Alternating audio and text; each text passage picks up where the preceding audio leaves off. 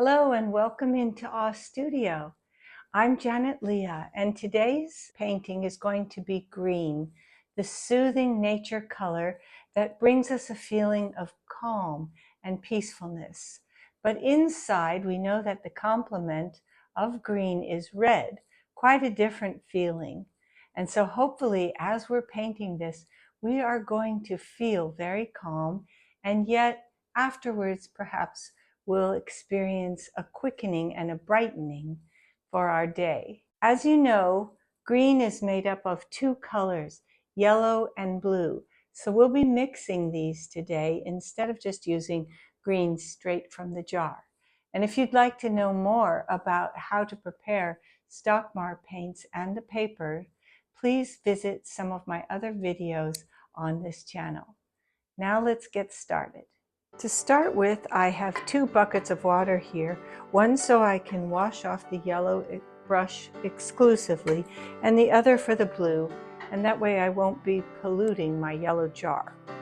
And I'm going to start out then by just dipping into the yellow and letting it spread across the picture very freely, maybe somewhat of a mound, you could say, a mound of yellow.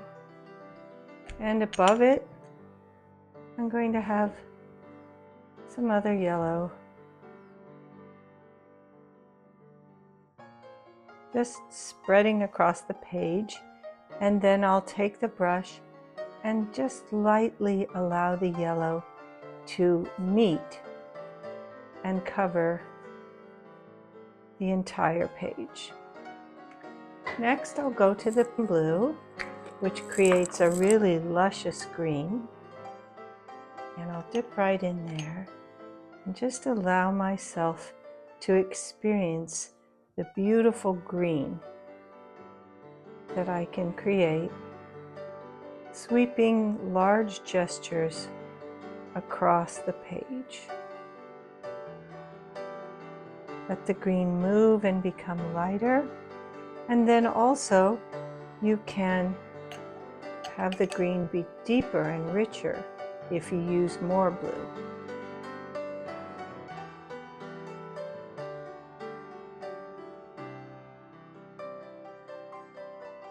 And you can fill the entire page with green. Each time I do this green, I'm making sure that I'm changing the shapes that I did previously. So before I had a mound that went this way, now I'm going to have a mound that goes the other direction. If you are doing this at home, just be sure that you're not repeating the same exact gestures every time. But we do know that green has a certain repetitive quality about it, in that in nature you'll see leaves repeating the same forms, different sizes, but basically the same forms. And here too, we're going to be allowing the blue to just spread across the page in a way that is free and still creates soothing qualities.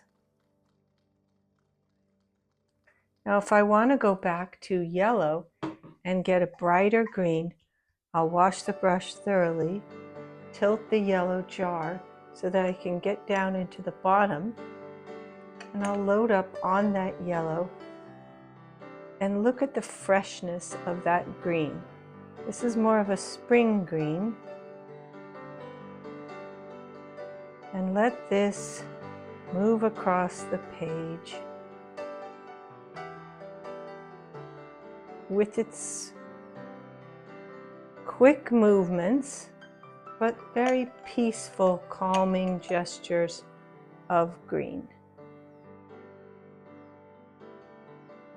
Each one changing, as I said before, changing the color movement so that it gets a little bit of variation every time.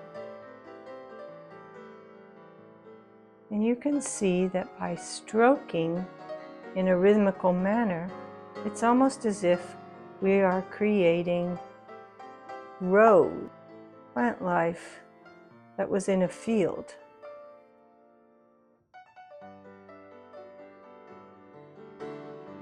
And many pastoral scenes, of course, are done in green. Let's get a little bit of this blue-green up here and bring some other ones here. And then back there in this background hill, let's use a little bit of the deep blue, the blue that can create also lines within the shapes. When we get the right form that we like, we can repeat it.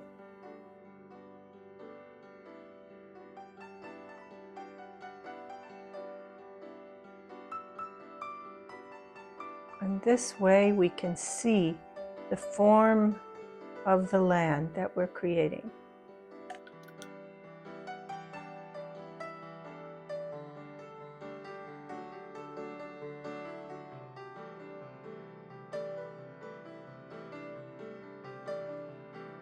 Can you see the hills with the rows of crops in them? If I tilt the jar a little bit and just get some blue on the tip of my brush, I can create thinner lines.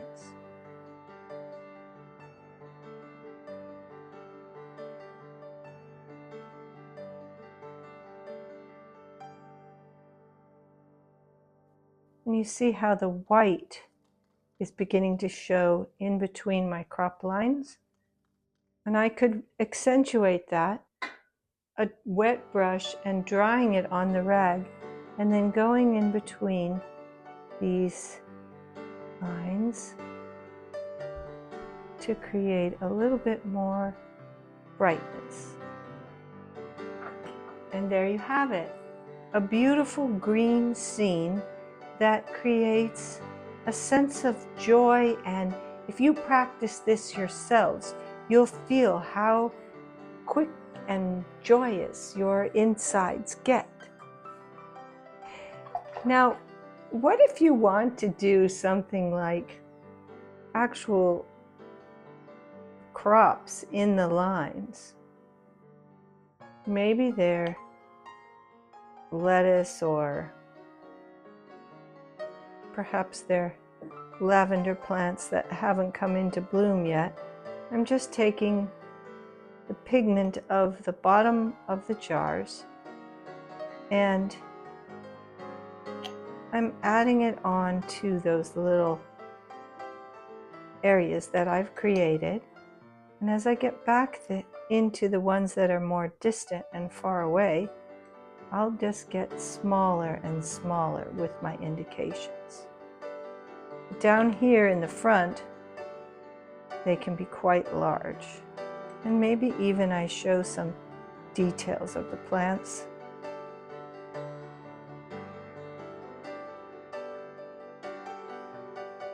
And here, smaller and smaller ones going back.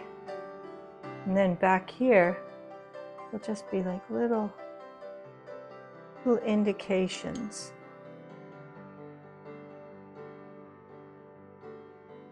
Little tapping motion here, almost like a pointillism. And back there, maybe I just do some lines.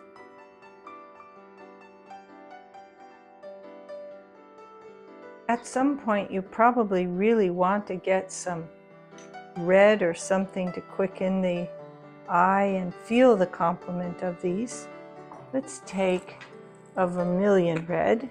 And even though this isn't part of the green theme, I'm going to show you what it would do to add a little bit to our green theme.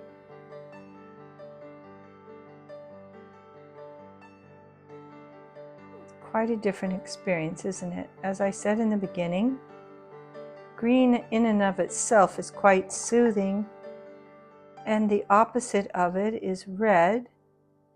Vermilion is a kind of red, a little bit more of an orangey red, but still, it is red.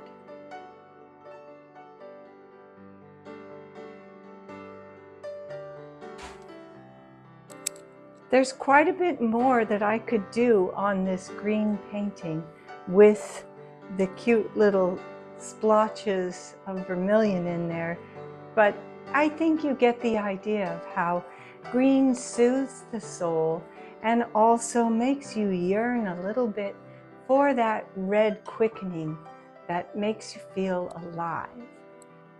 I hope that this painting of green brings you confidence and well-being, that you may go about your day, even if you can't get out in nature, enjoy the green and look forward to spring